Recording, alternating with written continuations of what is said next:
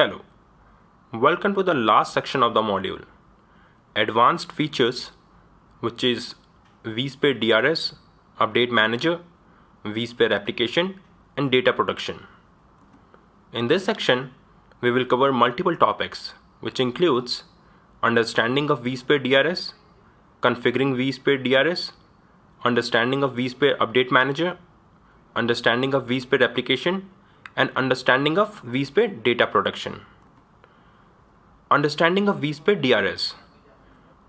This topic is about understanding of vSphere Distributed Resource Scheduler, which is also known as DRS.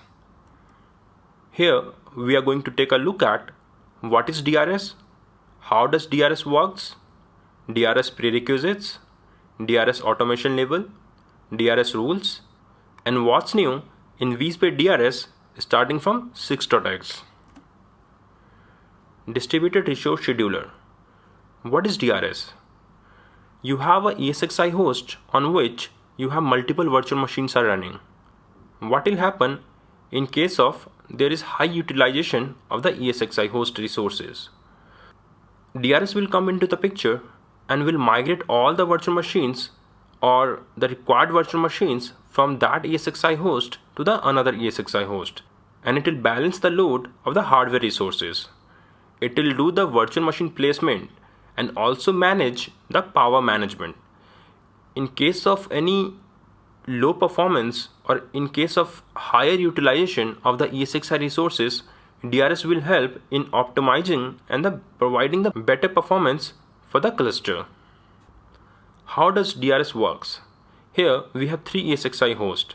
One is ESXi 01, second one is ESXi 02, and third one is ESXi 03. ESXi 01 is 30% utilized, whereas 02 is 60% utilized and 03 is 50% utilized. All three ESXi hosts have 3 virtual machines. And by any chance, if ESXi 02 will have higher utilization, DRS will come into the picture and migrate the virtual machines from ESXi 02 to the ESXi 01.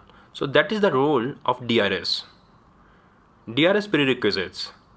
If you are configuring DRS in your vSphere environment, the host must be in the cluster and should be part of vMotion network. And the shared storage and networking should have on that particular clusters and those ESXi hosts. DRS automation label. There are 3 kind of DRS automation label. One is manual, second one is partially automated, and third one is fully automated. In manual, the initial placement and the migration of virtual machine will not be done. It will only provide the recommendations. However, in the partially automated, initial placement will be done, but migration will not happen. It will only provide the recommendation. Whereas the third feature and third level, which is fully automated, in which it will automatically placement the initial things and also migrate the virtual machines as per the resource requirement. DRS rules. There are 2 types of DRS rules. One is VM affinity rules and second one is VM host affinity rules.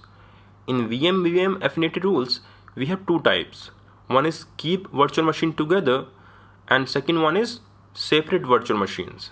It means if you are applying first rule, that is keep virtual machine together, your virtual machine will remain on the same ESXi host. However, in a second, it will separate the virtual machines. It means both virtual machines will not be on the same ESXi host. Second rule is VM host affinity rule, in which we have 4 types. One is must run on host in group and should run on host in group and must not run on host in group and should not run on host in group. So these type of rules we apply when we configure DRS. New features in DRS starting from 6.5. So we have few features which are added from the vSphere 6.5.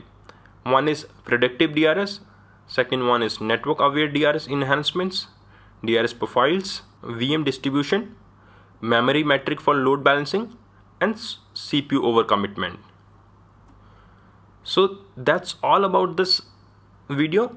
In next video, we are going to cover how we can configure DRS for a vSphere cluster. Thank you. Stay tuned.